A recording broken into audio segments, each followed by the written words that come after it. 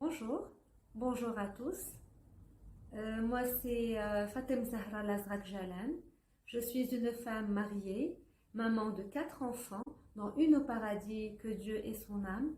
Je suis journaliste de première formation, enseignante de français, maître praticienne en PNL, psychothérapeute stratégique et systémique familiale, scolaire et clinique, et formatrice.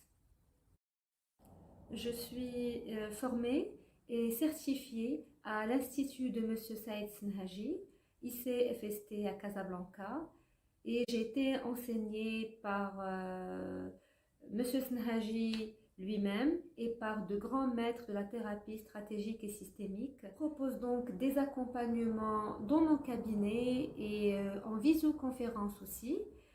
J'anime des ateliers de développement personnel. Je fais également de la guidance parentale dans les milieux scolaires. Mes formations au développement personnel et à la thérapie stratégique et systémique me donnent les compétences et les habiletés nécessaires pour accompagner mes patients à la résolution de leurs problématiques et tout en prenant bien sûr en charge leurs souffrances psychiques et émotionnelles. Premièrement, je dirais que j'ai toujours eu la vocation pour la relation d'aide.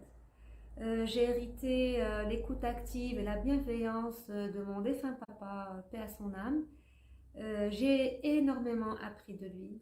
C'était un bon papa d'abord, une personne très instruite, très cultivée, très stratège et c'était surtout un bon vivant. Ensuite, je dirais que durant mon parcours dans le domaine de l'enseignement, un parcours quand même qui est assez long, 17 ans quand même d'enseignement, j'ai côtoyé des enfants en difficulté scolaire, des enfants en difficulté familiale ou sociale, ou carrément en décrochage.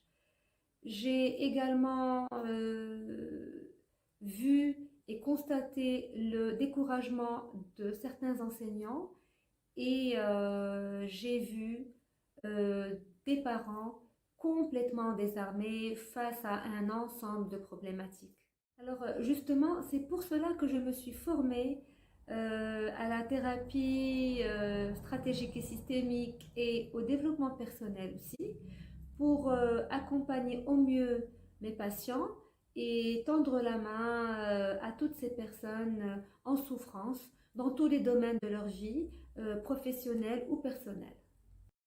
J'aimerais tout simplement continuer ma mission de vie avec autant d'amour, de dévouement, de passion et de respect.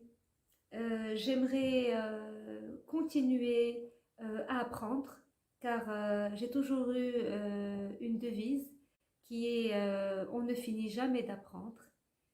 Et aussi, j'aimerais transmettre le savoir et partager mes connaissances à travers mes capsules ou bien à travers mes ateliers de développement personnel. J'aimerais aussi commencer à enseigner le développement personnel dans les écoles. Pourquoi? Parce que ces enfants-là seront les hommes et les femmes de demain et qu'en plus de leur diplôme et de leur expérience professionnelle, il est nécessaire qu'ils soient sûrs d'eux, qu'ils soient épanouis, qu'ils aient confiance en eux et qu'ils soient bien dans leur peau.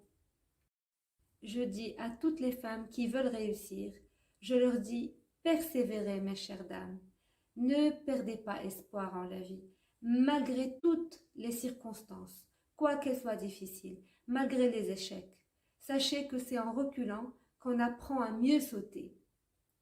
Et puis, il n'y a pas meilleur enseignant dans cette vie que nos propres expériences. Seulement, il faut savoir en tirer les bonnes leçons. Je vous dis aussi que vous avez en vous toutes les ressources nécessaires pour atteindre vos objectifs et réussir.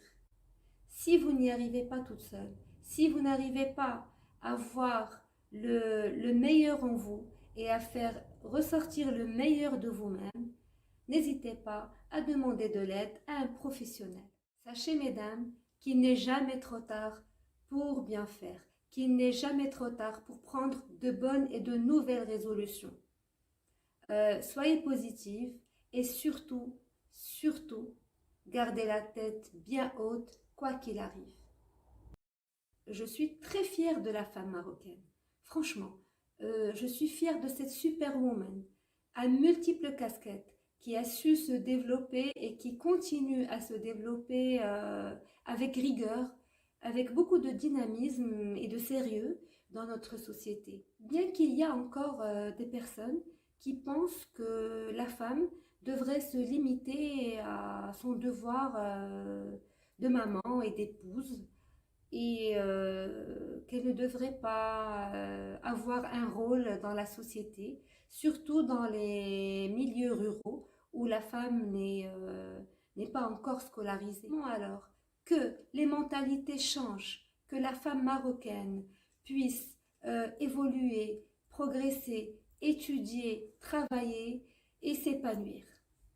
Franchement, je trouve le site très encourageant, très inspirant et très intéressant, hein, car il met en avant le savoir-faire et le savoir-être de la femme marocaine. Et puis, il véhicule énormément d'ondes positives à travers les différentes expériences et histoires de toutes les femmes interviewées. Mon dernier mot, c'est merci. Je vous remercie infiniment pour cette belle initiative, aussi bien humaine que professionnelle, et je vous souhaite bon courage.